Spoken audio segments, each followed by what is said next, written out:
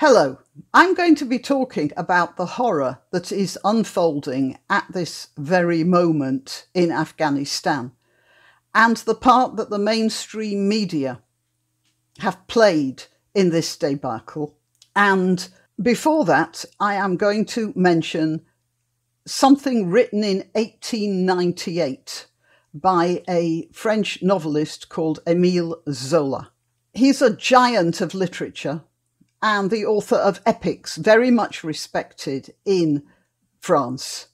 And he wrote a letter addressed to the French president. It was an open letter published on the front page of a newspaper, L'Aurore. Yeah, I'm sorry, I was just looking to see if there's an image of that, and I found one, so I'll put it up here. The letter was titled J'accuse, as you can see here, I hope, meaning I accuse you. And it was addressed directly to the President of France, and it also named a whole lot of other people in the government and the army, and he accused them of participating in a huge government conspiracy which resulted in a hideous and a highly public miscarriage of justice. I'm not going to go into the matter in detail because that's not what I'm going to be talking about. But I am going to warn you that a lot of you chaps in the USA are not going to enjoy what I'm about to say. Oh, and I have to tell you that when he was found guilty of libel, he ran to England and took sanctuary there and waited until the corrupt government fell. And then he went back to France, where just 3 years later, he died in mysterious circumstances. Yeah, and you Yanks didn't invent the idea of mysterious deaths for inconvenient whistleblowers. But back to Zola's letter, which, as you see, is headed J'accuse. He accused the president, a corrupt army officer called Esterhazy, and a whole lot of generals and politicians, all sticking together, of dishonesty, incompetence, and injustice, which is just what I'm going to do now, although I am nowhere near the stature of Émile Zola. I am not, though, going to be concentrating on Biden or Pelosi or Schumer or even General Milley, although God knows they are pretty much to blame for the Afghan debacle. No, I am blaming you, the American public.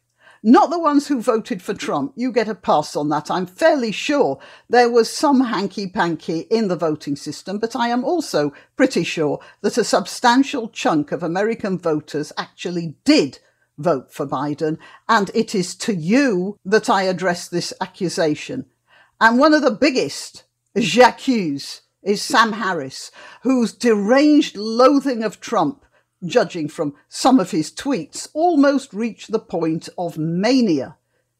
That poor 19-year-old kid who tried to hang on to the wing of the plane and ended up falling to his death on the tarmac of Kabul airport.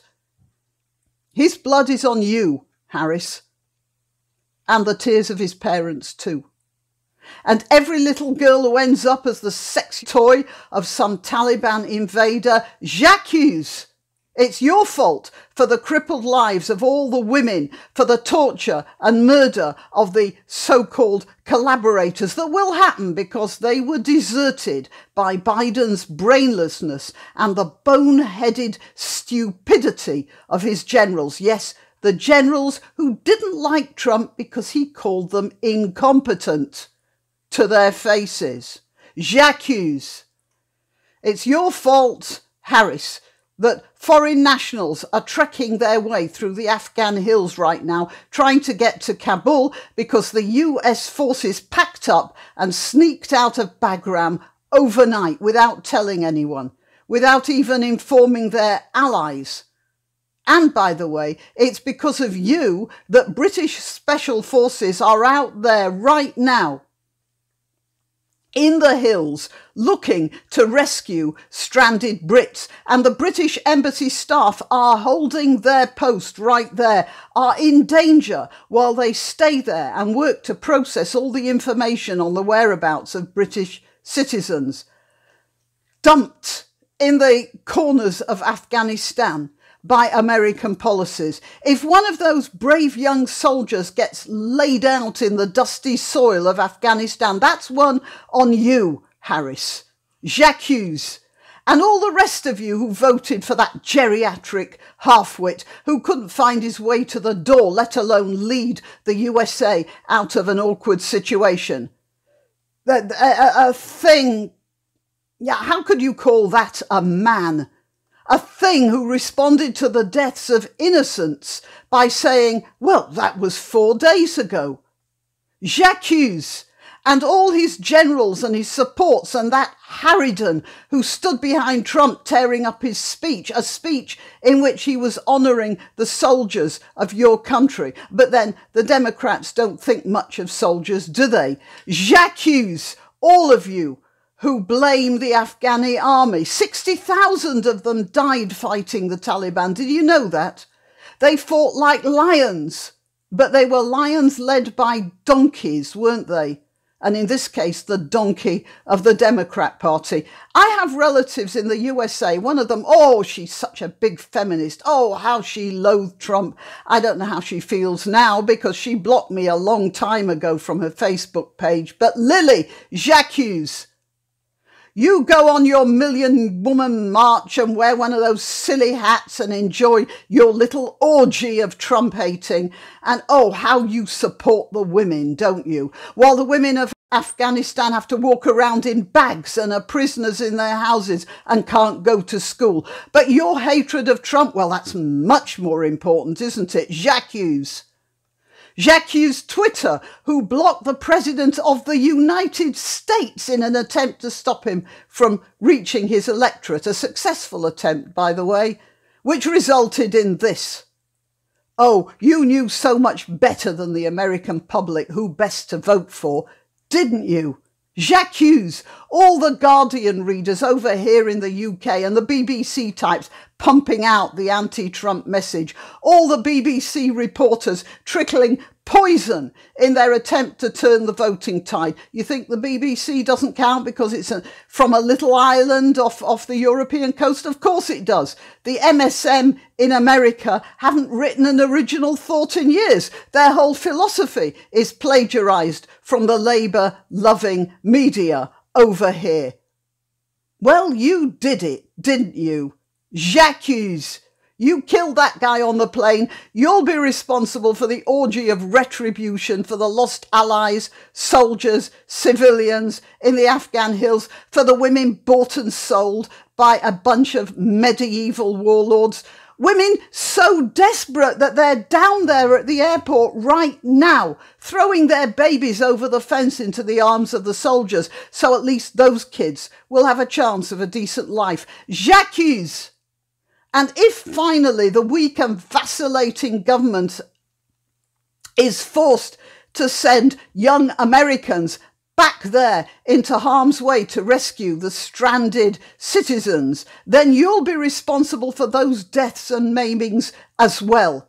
Accuse. So the usual way to end something like this is to say, well, I hope you're happy. Well, I don't hope you're happy. All you Trump-hating BBC types who leave the soldiering to the working class and make sure your own kids follow you into media work. Accuse. I only wish I believed in an afterlife so I could comfort myself with the thought that you'll burn in hell for all eternity for the evil you've accomplished with your repellent, obsessive, blind hatred of President Trump, to the extent that you would knowingly vote for an evil cabal, like that brain-rotted Biden and his puppeteers. You knew what he was, but you did it anyway, just so Trump isn't president anymore. Accuse. All that misery, all that embarrassing, all that political capital lost for generations, if it can ever be revived.